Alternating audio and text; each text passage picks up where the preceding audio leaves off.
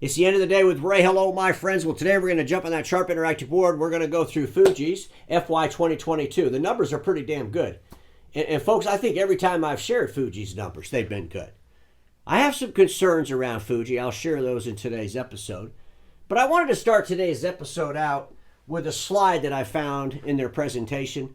And this is a slide showing their shareholder returns. And you could see, folks, from 2009 and 2010 and how it just keeps going up and up and up and up and up. And they're really giving out a lot of shareholder returns. And next to this chart, I'm asking this question. With the higher interest rates, investors will have less riskier places to invest than the print sector. Will this dynamic force the industry's OEMs to distribute too much to feed shareholders' appetites? When you start thinking about that, you know, as people look at the print sector, if they look at these OEMs that have a big business in print, they're going to have to look and make sure those companies are maintaining profitability, and they're going to have to also look to believe that those companies have a sustainable future. And those companies are going to have to reinvent themselves as they go along the way. That doesn't mean they got to start getting into IT services. That means they got to start getting into making products that they could deliver into the marketplace. And I just think this is something we all need to start paying attention to, because I believe this is going to happen. I believe over the next probably 5 years, as the interest rates continue to get higher, when interest rates get higher, that means, well, interest is paid at a higher rate to those that have the money. And they're going to be able to put money in a bank, as an example. And it'd be a whole lot less risk than investing into a print company.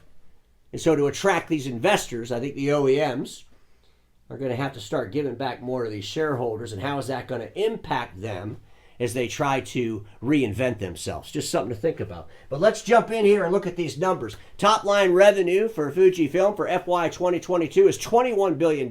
Pretty big company, right? $2 billion in operating profit, 8.4%. Folks, this is pretty strong. There's nothing upsetting about this. 21 billion top line revenue with a $2 billion operating profit. Let's look at the divisions within Fuji. We have the healthcare division, which did $6.7 billion, had an operating profit of $740.3 million. The materials business, $5.1 billion top line revenue with an operating profit of $498.7 million. Business innovation, that's where that print business lives, $6.1 billion in top line revenue, operating profit of $514.9 million, 8.3%, by the way. 8.3% in that print sector, that business innovation. That's pretty strong in our industry, real strong. They should be congratulated for that. Imaging, their film business, $3 billion top line revenue, $537 million operating profit, 18%. You know, both Fujifilm and Canon do really, really well in that imaging business, that camera business they have. I mean, it's just crazy numbers. But folks, this is pretty impressive. There's no red. It's pretty damn impressive. When you think about this print business that Fuji has, they're doing some things that scare me a little bit. Because when I read about their office solutions, or they have the office solutions, which is really about their print business, you know, the copy machines and the MFPs, the A4, the A3. And then they have this business solutions group, which is about business services. They're doing Dynamics 365 as an example. But when I look at this business solution, this services group that generates $2.1 billion in revenue, they don't really share the operating profit. They kind of do the same thing that both Konica and Ricoh do. They just lump it all together. They lump the office solutions and the business solutions together from an operating perspective, but they separate it out from a revenue perspective. We need to know the operating profit of the business solutions. Otherwise, I believe that Fujifilm could easily go down the same path that we saw Ricoh and Konica go down and start doing all this stuff around services and IT services. Fuji just bought an IT services company in Australia.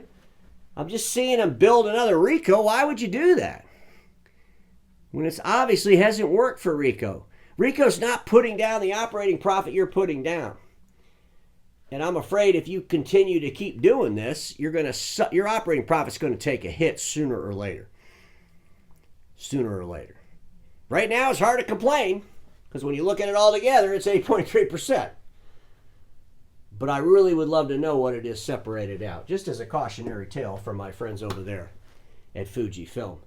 But I have noticed your cash flow is really starting to drop.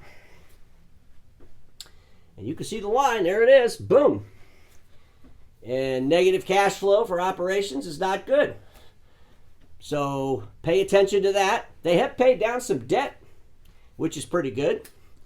I mean, all in all, there's not a whole lot to say that's wrong with FujiFilm. I mean, there really isn't.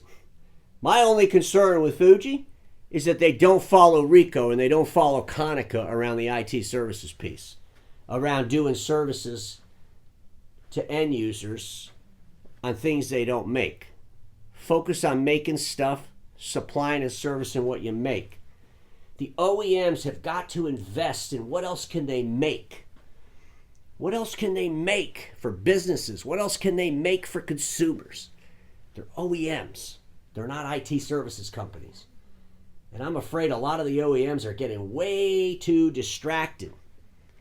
And you're not going to make any real money selling subscriptions for software companies.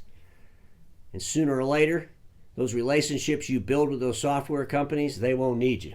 They'll go to the end users direct. Please, Fuji, please pay attention to this. I wanted to show the logos this way now. You know, yesterday I showed this when I shared the Sharp financials. If you were going to short two of these companies, which two would it be? Would it be FujiFilm, who's running a pretty strong operating profit? Every one of their divisions is in the green. Would it be Fuji? Do you think Fuji's got a plan? Do you think they're doing and executing well? Do you think they have disciplines to maintain operating profit? I sure do. But boy, when you compare them to Ricoh or Konica Minolta, if you had to short two of those companies, I think it'd be Ricoh and Konica Minolta. Ladies and gentlemen, I'm telling you right now, for a way too long, Konica Minolta and Ricoh were put on this hill as shining examples. And quite honestly, there's nothing shiny about either one of them, in my opinion. And if you really dig into Ricoh and Konica and you start comparing them to these other folks, I got to be honest with you. I think the short sellers out there are going to start looking at both Ricoh and Konica. Fuji, you're safe for now. Keep your disciplines and make sure you start putting the details around your services. Because everybody watching me knows this. Status quo is the killer of all that'll be invented. Don't get stuck in status quo, and I'll see you all tomorrow.